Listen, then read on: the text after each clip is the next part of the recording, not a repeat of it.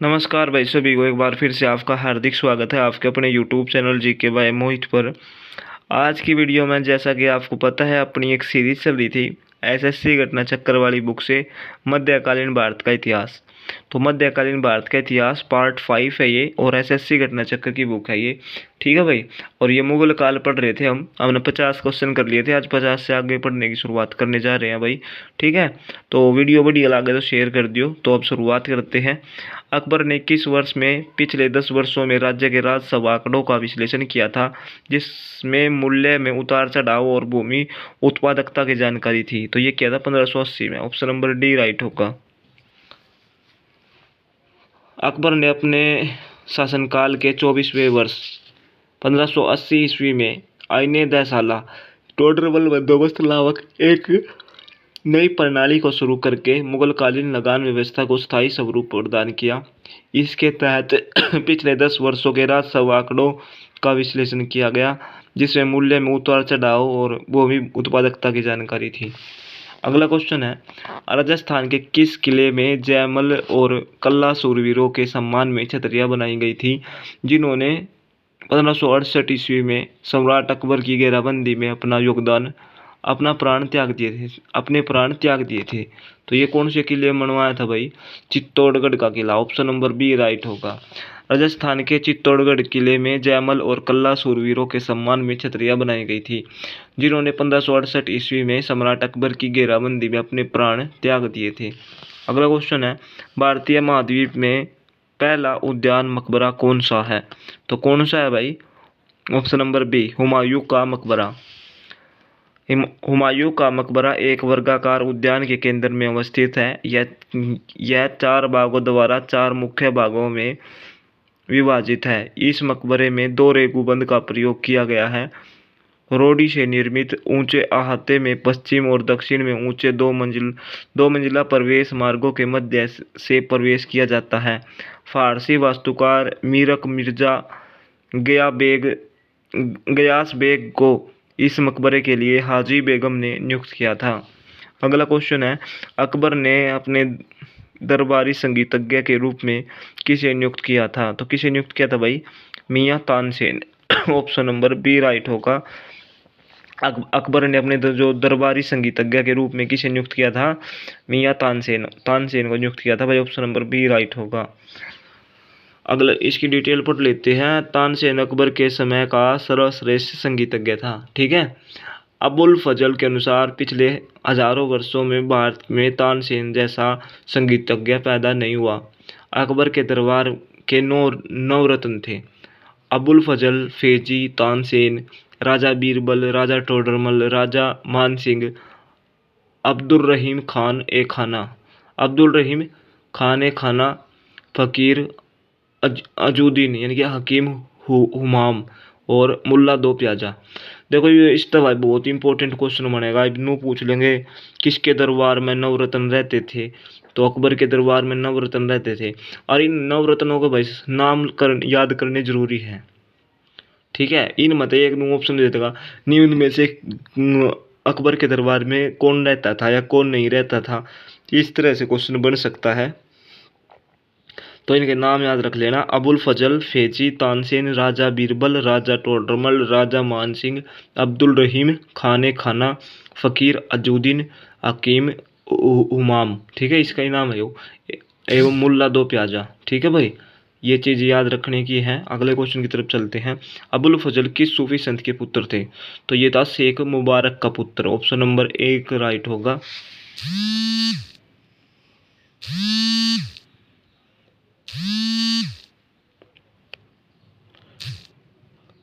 अबुल फजल किस सूफी संत के पुत्र थे? तो ये शेख मुबारक का पुत्र था भाई। अबुल फजल शेख मुबारक नागौरी का द्वितीय पुत्र था। उसका जन्म 14 जनवरी 1551 को हुआ था। अबुल फजल ने अकबरनामा और आईने अकबरी की रचना की। यो कई बार क्वेश्चन आया करे भाई। अबुल फजल, देखो यो क्वेश्चन पढ़ लो भाई एक बार।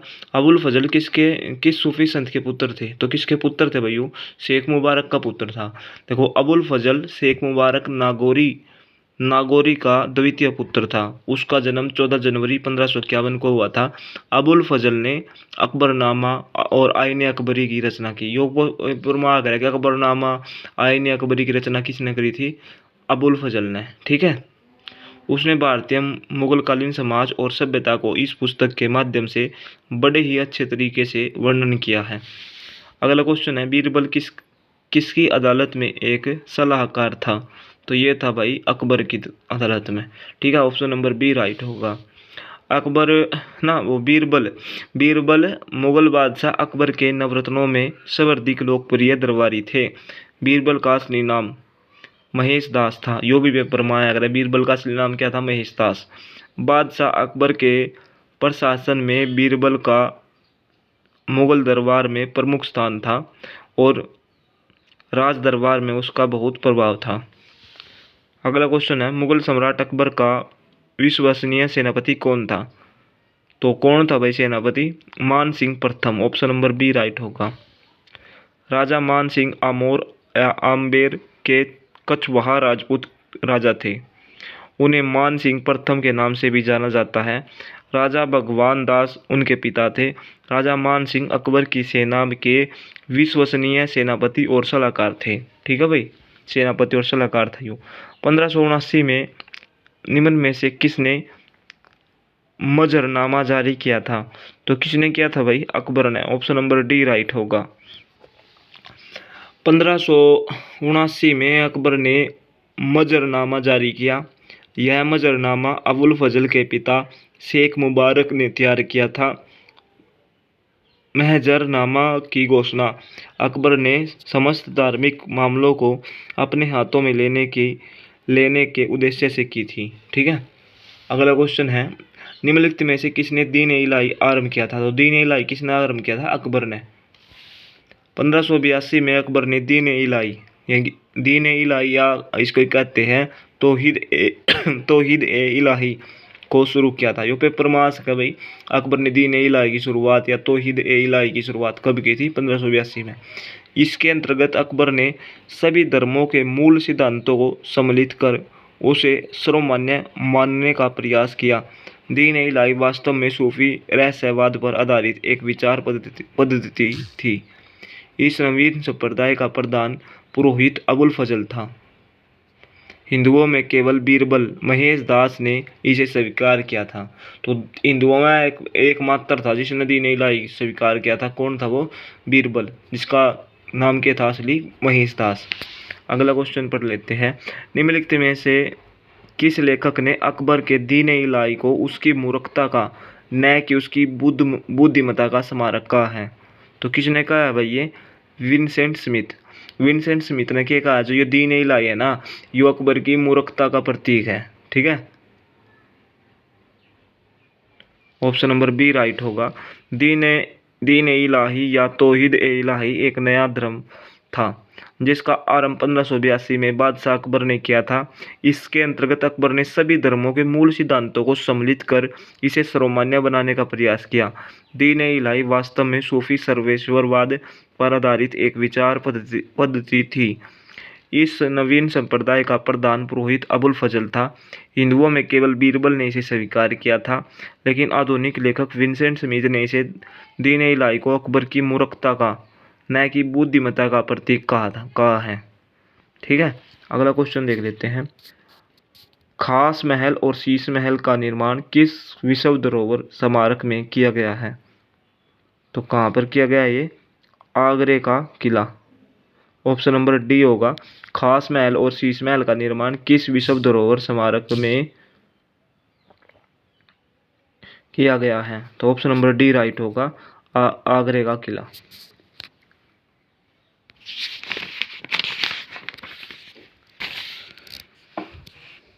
आगरे का किला मुगल वास्तुकला का एक उत्कृष्ट उदाहरण है। यह भारत में यूनेस्को विश्व धरोहर स्थलों में से एक है। इसमें स्थित खास महल और शीश महल का निर्माण शाहजहां द्वारा कराया गया था। ठीक है भाई, आगरे के किले को डैश द्वारा बनवाया गया था। तो आगरे के किले को किसने बनवाया था भाई? Akbar. Option number B right होगा। आगरे का किला यूनेस्को द्वारा घोषित विश्व धरोहर स्थल है। यह किला भारत के उत्तर प्रदेश राज्य के आगरा शहर में स्थित है। इस किले का निर्माण मुगल बादशाह अकबर द्वारा कराया गया था। किस मुगल बादशाह ने मकसूदाबाद नामक शहर का निर्माण किया, जो बाद में मुर्शिदाबाद के नाम से प्रसिद्ध हुआ? तो किसने कराया था भाई? अकबर ने। ऑप्शन नंबर ए राइट होगा। मुगल बादशाह अकबर ने 16वीं शताब्दी में मकसूदाबाद यानी कि जो ये आपका मुर्शिदाबाद नामक शहर का निर्माण कराया था, जो बाद में मुर्शिदाबाद के नाम से प्रसिद्ध हुआ था। मुर्शिदाबाद पश्चिम बंगाल में भागीरथी नदी के किनारे स्थित है। मुर्शिदाबाद बंगाल के नवाबों की प्रारंभिक राजधानी थी। आगरा में किस मस्जिद में बंगाल शैली का प्रभाव माना जाता है? तो ये माना जाता है नगीना मस्जिद। ऑप्शन नंबर ए राइट होगा। आगरा के नगीना मस्जिद पर बंगाल शैली का प्रभाव दिखाई पड़ता है। इस मस्जिद का निर्माण शाहजहां ने करवाया था। यह सफ़ेद संगमरमर से निर्मित है। शाहजहां ने बनवाई थी भैया, सफ़ेद संगमरमर से निर्मित है। नगीना मस्जिद की बालकनी से शाही महिलाएं वस्तुओं की खरीदारी करती थी। अगला क्वेश्चन है, इसमें भाई मिलान करना है। जैसे कि देखो आगरा का किला है, तो यो इसमें अकबर, ठीक है। ताजमहल किसने बनवाया था? शाहजहां ने। और पुराना किला किसने बनवाया था? शेर शाह ने, ठीक है। तो इस क्वेश्चन के हिसाब से जो इसका जो मिलान करना, देखो आगरा का किला कहाँ पर है अपना, मतलब आगरा का जो किला है वो किसने बनवाया था? अभी हमने ऊपर भी पढ़ा था, अकबर ने बनवाया था। तो आगरा का किला हो जाएगा अकबर, यानी कि पहले का बी। फिर ताजमहल किसने बनवाया भाई? सबने बेरा, शाहजहां ने। पुराना किला किसने बनवाया? शेर शाह ने, ठीक है। इसके हिसाब से जो इसका राइट आंसर होगा भाई, ऑप्शन नंबर बी राइट होगा इसका, ठीक है। आगे बढ़ जाते हैं। निम्नलिखित में से किसने फतेहपुर सीकरी के पंचमहल का निर्माण करवाया था? तो किसने फतेहपुर सीकरी के पंचमहल का निर्माण करवाया था? तो किसने करवाया था भाई? अकबर ने। अकबर ने आगरा से 36 किलोमीटर दूर फतेहपुर सीकरी में एक राजमहल सह किले का निर्माण किया। इसमें जो दवाई महल, पंचमहल, स्वर्ण महल, दीवाने आम, दीवाने खास, मरियम की कोठी, बीरबल की कोठी आदि प्रमुख हैं, ठीक है भाई। अगला क्वेश्चन है, जरदोजी कढ़ाई डैश के तहत लोकप्रिय हुई थी? तो ये किसके टाइम में भाई? तो वो कैसा क्वेश्चन देखो, जो जरदोजी कढ़ाई डैश के तहत लोकप्रिय हुई थी? तो ऑप्शन नंबर ए राइट होगा, अकबर। जरी के कार्य को जरदोजी कढ़ाई कहते हैं। यह कार्य भारत में ऋग्वेद के समय से प्रचलित है। यह कार्य मुगल बादशाह अकबर के समय राजसी संरक्षण में अत्यंत लोकप्रिय हुआ, लेकिन बाद में औरंगजेब के काल तक राजसी संरक्षण के अभाव और औद्योगिकरण के दौर में इसका पतन होने लगा। अगला क्वेश्चन देख लेते हैं। अकबर के शासनकाल में डैश सेनापति थे? तो कौन था भाई इनमें से? जो Mir Bakhshi, option number D right होगा। मुगल काल में मीर बख्शी सेना विभाग का प्रधान था। अवसर पड़ने पर उसे सेना दायित्व दिया जा सकता था। सैनिकों की भर्ती, उनका हुलिया रखा जाना, घोड़ों और हाथियों का दागा जाना, सैनिकों के वस्त्रों, घोड़ों, शिक्षा और रसद आदि की देखभाल करना उसका कार्य था। प्रत्येक मनसबदार के सैनिकों की संख्या, प्रत्येक की पदोन्नति का हिसाब और प्रत्येक को वेतन देना आदि कार्य उसी के दफ्तर से होते थे, ठीक है भाई। तो याद रख लेना। वैसे तो ये देखो मीर बख्शी जो है ना सेना विभाग का प्रधान था, ठीक है, लेकिन अवसर पड़ने पर उसको क्या पद दिया जाता? सेनापतित्व दिया जा सकता था। तो इसमें देखो अकबर के शासनकाल में डैश सेनापति थे, तो कौन थे भाई? मीर बख्शी। अगले क्वेश्चन की तरफ चलते हैं। इबादत खाना जो एक बैठक थी को किस मुगल सम्राट द्वारा निर्मित किया गया था? तो जो इबादत खाना है वो किसने बनवाया था भाई? अकबर ने। बादशाह अकबर ने धार्मिक चर्चा और विचार विमर्श के लिए 1575 ईस्वी में फतेहपुर सीकरी में एक इबादत खाना के निर्माण का आदेश दिया। इबादत खाना में बादशाह की अध्यक्षता में सैयद शेख और उलेमा धार्मिक चर्चा किया करते थे। 1578 में अकबर ने सभी धर्मावलंबियों के लिए इबादत खाना का द्वार खोल दिया था। देखो, जो यो है ना इबादत खाना, जो एक बैठक थी, को किस मुगल सम्राट द्वारा निर्मित किया गया था? यो अकबर ने निर्मित कराया था भाई इबादत खाना। कब कराया था? 1575 में। ठीक है। बादशाह अकबर ने धार्मिक चर्चा और विचार विमर्श के लिए, धार्मिक चर्चा और विचार विमर्श खातिर भाई खोल दिया था फतेहपुर सीकरी में। इबादत खाना में बादशाह की अध्यक्षता में सैयद शेख और उलेमा धार्मिक चर्चा किया करते थे। लेकिन 1578 में क्या हुआ, इन्हें सभी धर्मों का खातर खोल दिया भाई, कोई से भी धर्म क्या हो सभी खातर खोल दिया था यूँ। ठीक है। अगला क्वेश्चन है, बादशाह अकबर ने बुलंद दरवाजा किस वर्ष बनवाया था? तो कब बनवाया था भाई? 1601 में।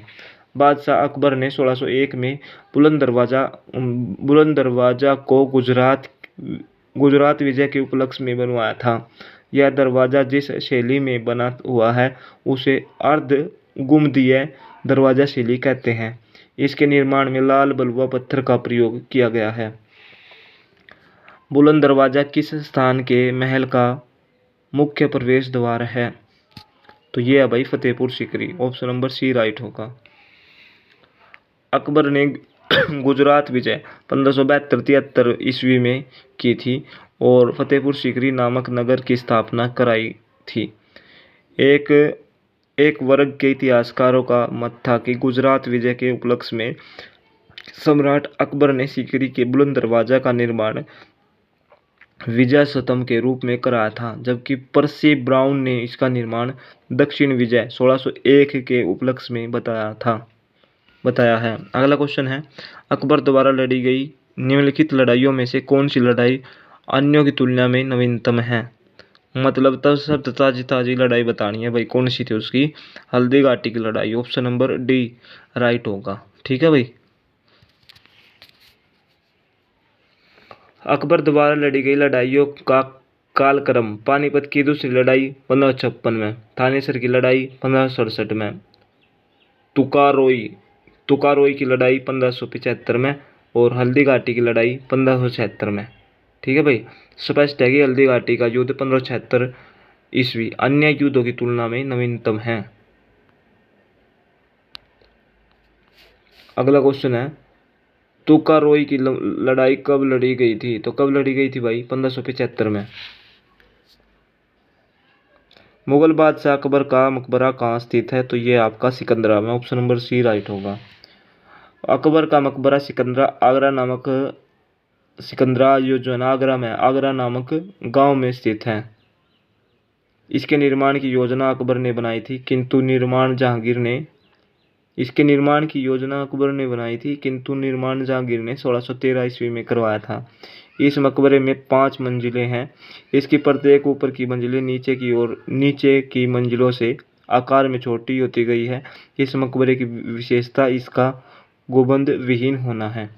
तो याद रख लेना, मुगल बादशाह अकबर का मकबरा कहाँ स्थित है? तो ये आपका सिकंदरा में। और ये कहाँ पर है? आगरा में। ठीक है। इसका